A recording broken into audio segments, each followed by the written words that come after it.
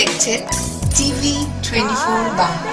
TV 24 বাংলার সমস্ত খবরের আপডেট পেতে ইউটিউবে সাবস্ক্রাইব করুন টিভি 24 বাংলা চ্যানেলটিকে এবং সাবস্ক্রাইবের পর অবশ্যই বেল আইকনটি একবার ক্লিক করুন। কমেন্টস আর শেয়ার করতে ভুলবেন না। টিভি 24 বাংলা।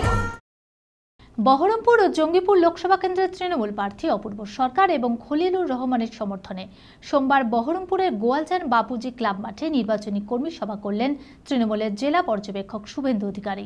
এদিনের সভায় উপস্থিত ছিলেন বহরমপুর কেন্দ্রের প্রার্থী অপূর্ব সরকার, জঙ্গিপুর কেন্দ্রের প্রার্থী খলিলুর রহমান, জেলা তৃণমূল কংগ্রেসের সভাপতি সুব্রত সাহা, সহসভাপতি অশোক দাস সহ অন্যান্য নেতৃত্ব ও কর্মীরা।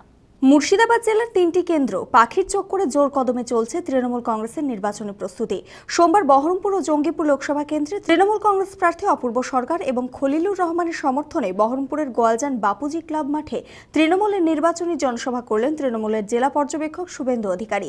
এদিনের সভায় উপস্থিত ছিলেন বহরমপুর কেন্দ্রের প্রার্থী অপূর্ব সরকার, জঙ্গিপুর কেন্দ্রের প্রার্থী খলিলুর রহমান, জেলা তৃণমূল কংগ্রেসের সভাপতি সুব্রত সাহা, সহসভাপতি অশোক দাস, জেলা পরিষদের পূর্ত কর্মাধ্যক্ষ রাজীব হোসেন সহ অন্যান্য নেতৃত্ব ও কর্মীরা। এই লোকসভা নির্বাচনে মুর্শিদাবাদের 3টি কেন্দ্রে তৃণমূল কংগ্রেস প্রার্থী বিপুল ভোটে জয়লাভ করবে বলে নিশ্চিত শুভেন্দু অধিকারী। আরো বুকে হাত দিয়ে কেউ বলতে পারবে না। গতবারে 80-র মধ্যে 73টা সিট ইউপিতে পেয়েছিল এনডিএ, 71টা বিজেপি, দুটো আপনা পার্টি। এবারে তো 20টাও মিলবে না, সপা বসপা জিতবে। ওই জন্য তো কংগ্রেসকে জোট থেকে বের করে দিয়েছে অখিলেশ যাদব আর ম্যাম। কে পাবে? আর কংগ্রেস তো ভারতবর্ষের 11টা রাজ্যে আছে, বাকি রাজ্যে নেই। তো স্বাভাবিক অঙ্ক বলছে, হিসাব বলছে।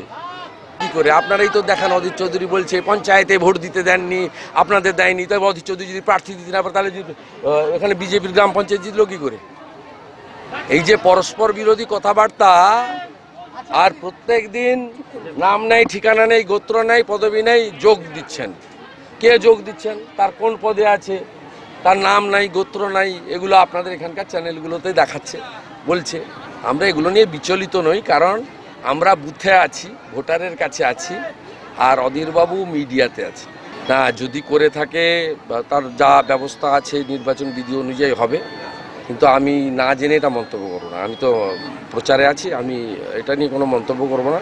তবে নির্বাচন কমিশনের নিয়ম সকলেরই মানা উচিত, সব দল সব প্রার্থী।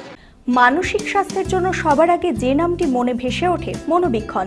কলকাতার বাইরে তো বটেই, সমস্ত পশ্চিমবঙ্গে অত্যাধুনিক মানসিক চিকিৎসা, কাউন্সেলিং এবং সাইকোথেরাপির আন্তর্জাতিক মানের প্রতিষ্ঠান মনোবীক্ষণ, সুস্থ মনের ঠিকানা।